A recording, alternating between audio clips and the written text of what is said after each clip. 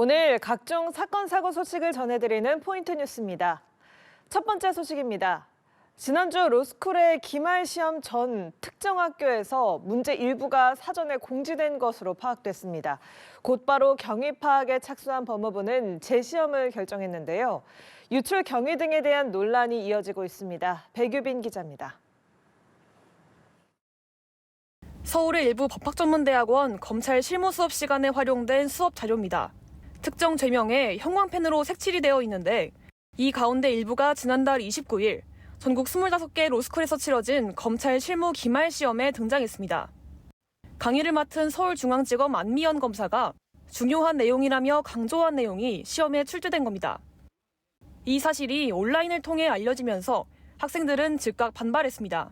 특히 해당 과목의 성적이 이후 검사 선발 과정에서 높은 비중을 차지하는 만큼 형평성에 어긋난다는 비판이 크게 일었습니다.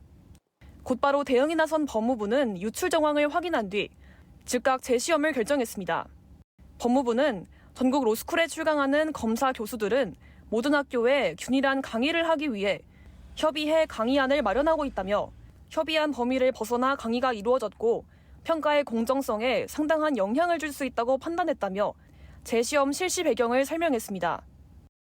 재시험 날짜는 각 학교의 협의를 거쳐 13일로 잠정 확정됐습니다.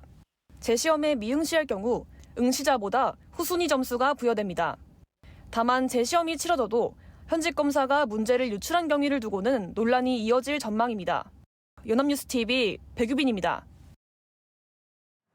다음 소식입니다. 선원재해보장제도를 악용해 보험금 23억 원을 챙긴 일당이 해경에 적발됐습니다. 이들은 선원 개인정보를 빼낸 뒤 더 많은 보험금을 받아주겠다고 접근해 범행을 저질렀습니다. 서승택 기자입니다. 양손에 짐을 든 채 도로를 건너는 한 남성. 이 남성은 조업 중 다쳐 우측 편마비로 장해 2급 판정을 받았습니다.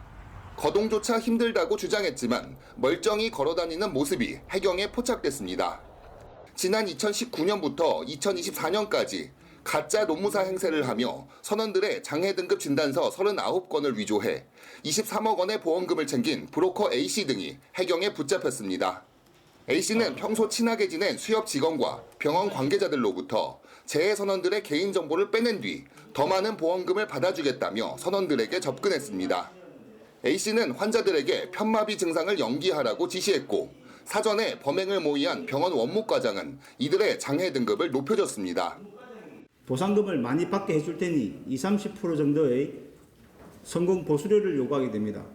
이렇게 계약이 성사가 되면 브로커 A씨는 사전에 모의된 병원 원무과장에게 의사의 진단서와 소견서를 위조를 부탁하게 됩니다.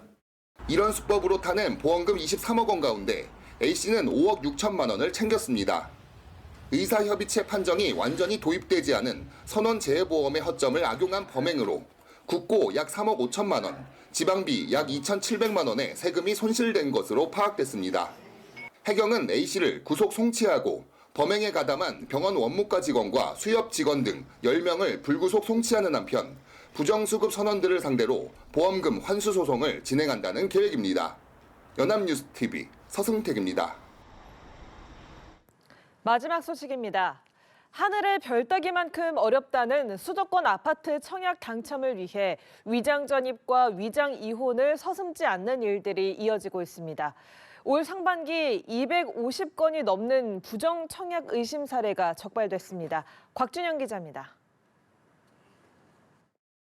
가점을 높이기 위해 가짜 자격을 만드는 수법으로 아파트를 청약받은 사례가 또다시 무더기로 적발됐습니다.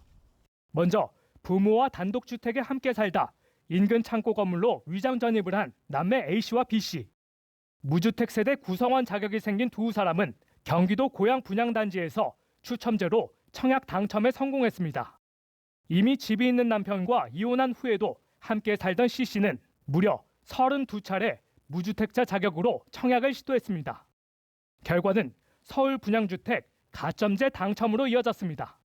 이처럼 정부가 올 상반기 수도권 분양단지 40곳에서 적발해 경찰 수사를 의뢰한 부정청약 의심 사례는 모두 252건.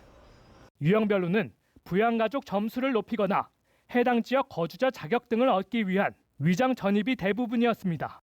높은 가점이나 특별 공급 자격을 위한 위장 이혼, 브로커를 통해 대리 청약하는 자격 매매, 전매 제한 기간 이루어진 불법 계약이 뒤를 이었습니다.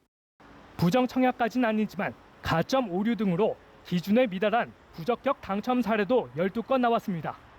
다만 부정 청약 수법은 갈수록 교묘해지고 있음에도 적발 건수 자체는 줄었습니다. 건강보험 요양급여 내역 제출 의무화가 영향을 미쳤다는 설명입니다. 건강보험 요양급여 내역 진구를 통해 부양가족의 실거주 여부를 보다 정확히 판단할 수 있게 되었습니다. 부모 등을 위장 전입해서 청약을 하는 사례를 상당 부분 적발할 수 있게 됐습니다. 부정 청약의 경우 계약 취소는 물론 계약금 몰수와 10년간 청약 자격 제한, 3년 이하 징역이나 3천만 원 이하 벌금 등 엄벌에 처할 수 있습니다. 연합뉴스 TV 곽준영입니다.